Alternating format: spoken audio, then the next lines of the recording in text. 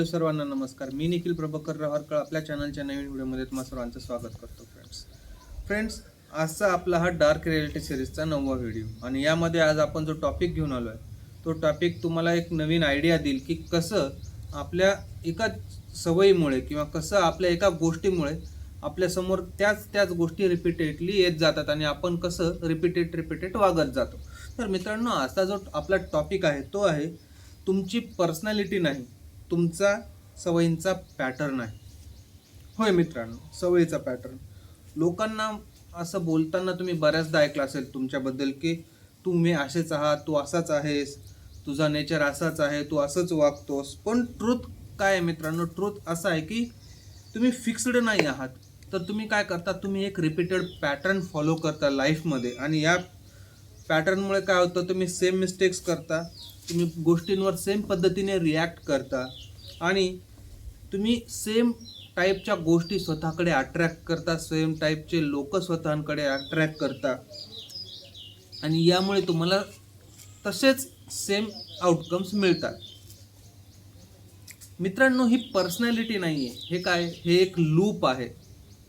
तर तुम्हाला असं वाटतं मित्रांनो की तुम्ही असेच आहात, पण तुम्ही कधी ऑब्झर्व केलंय का की तुम्ही प्रत्येक सिच्युएशनमध्ये ऑलमोस्ट सेमच रिॲक्ट करता, सेम पद्धतीने तुम्ही वागता? हे तुम्ही कधी ऑब्झर्व केलंय का मित्रांनो? कारण ट्रूथ असं आहे मित्रांनो की तुम्ही एक सेम पद्धतीचा पॅटर्न लाईफमध्ये फॉलो करताय. तर मित्रांनो आपण आता पाहूया की नेमकं पॅटर्न म्हणजे काय.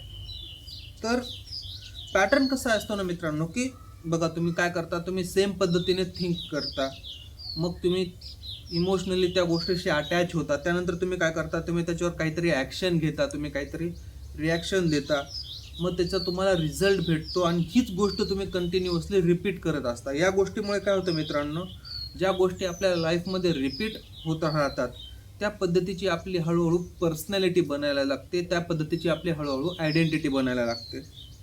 आणि याच्यामुळे काय दिसून येतं, व्हॉट इट शोज, हे काय दाखवतं मित्रांनो की रिलेशनशिपमध्ये तुम्ही काय करता की सेम टॉक्झिक पद्धतीचे लोक स्वतःकडे अट्रॅक्ट करता, सेम हार्टब्रेकच्या सायकल्स तुमच्यामध्ये होतात, तुम्हाला रिलेशनशिपमध्ये सेम प्रॉब्लेम्स फॉलो करावे लागतात.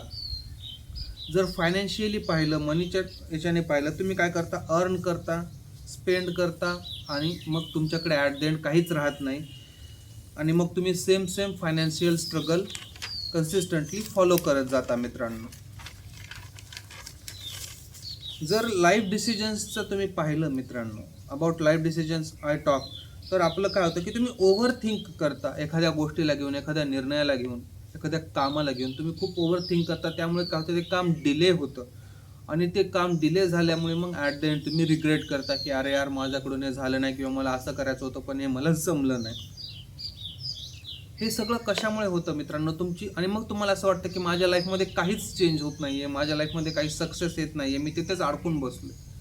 पण मित्रांनो तुम्ही ही गोष्ट ऑब्झर्व केली का की तुम्ही सगळ्या गोष्टी करताय पण तुम्ही तुमचा वागण्याचा, तुमचा रुटीनचा पॅटर्न चेंज करत नाही आहात, तुम्ही तोच पॅटर्न फॉलो करताय आणि ह्या सगळ्या पॅटर्नमुळे, ह्या सगळ्या गोष्टींमुळे तुम्हाला सेम आउटपुट्स कन्सिस्टंटली भेटत चालले आहेत. तर मित्रांनो आता आपण हे पाहूयात की आपल्या लाईफमध्ये हे जे पॅटर्न फॉर्म होतात ना, ते पॅटर्न कशामुळे फॉर्म होतात आणि का फॉर्म होतात. तर पहिलं की आपली चाइल्डहुड कंडिशनिंग, लहानपणापासून आपल्यावर एक संस्कार झालेले असतात, काही गोष्टी आपल्या मनावर बिंबवलेल्या असतात आणि या गोष्टींमुळे, या कंडिशनिंगमुळे हे पॅटर्न फॉलो होतात. नंतर दुसरा मुद्दा काय की कम्फर्ट झोन.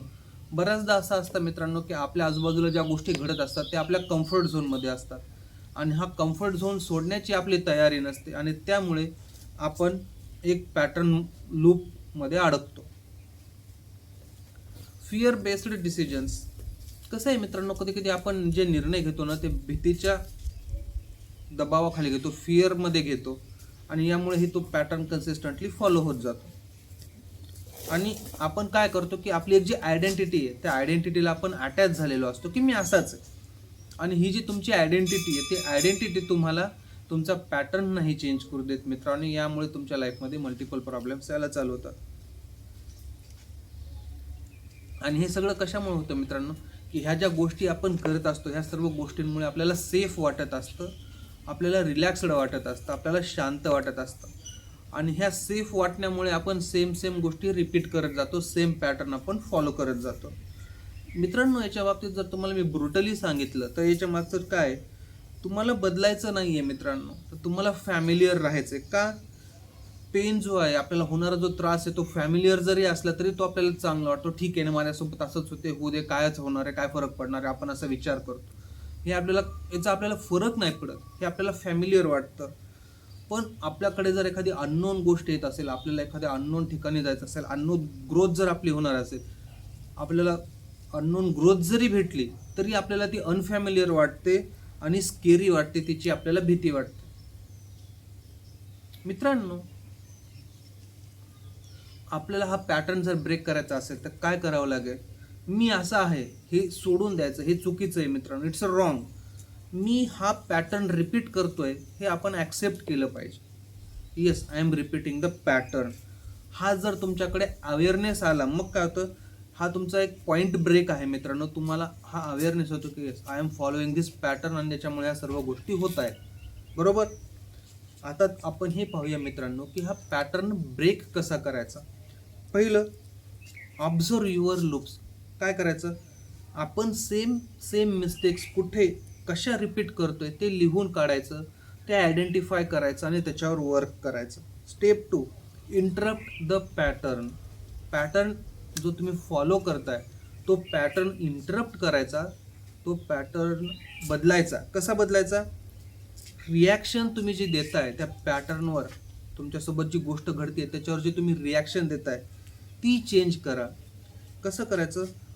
आणि कोणताही रिस्पॉन्स देण्यापूर्वी, काहीही रिॲक्ट करण्यापूर्वी थोडा पॉज घ्या, थोडा विचार करा, ज्याच्यामुळे काय होईल की तुम्हाला एक त्याचं दुसरं सोल्युशनही सापडू शकतं आणि तुमचा पॅटर्न चेंज होऊ शकतो. Number 3, new action. New action म्हणजे काय? एक समजा तुमच्यासमोर सिच्युएशन आली आहे की त्या सिच्युएशन तुम्ही अशा पद्धतीने रिॲक्ट करता. तर मित्रांनो, त्या सिच्युएशनच्या बाबतीत जर तुम्ही थोडा पॉज घेतला, थोडा विचार केला तर काय होईल, तुम्हाला एक डिफरंट डिसिजन घेता येईल आणि तुम्ही डिफरंट डिसिजन घेतलं तर याच्यामुळे काय होईल, तुमच्या लाईफमध्ये एक डिफरंट चेंज येईल. बरोबर.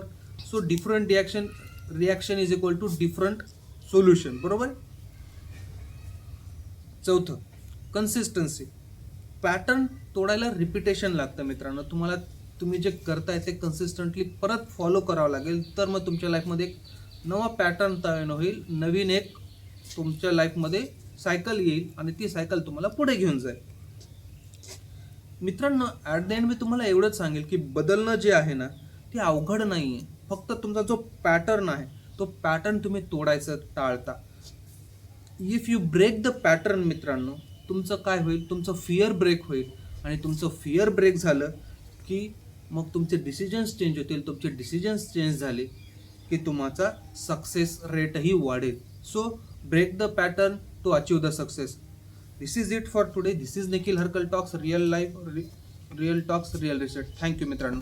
व्हिडिओ आवडला असल्यास लाईक शेअर नक्की करा, चॅनलला सबस्क्राईब करा मित्रांनो.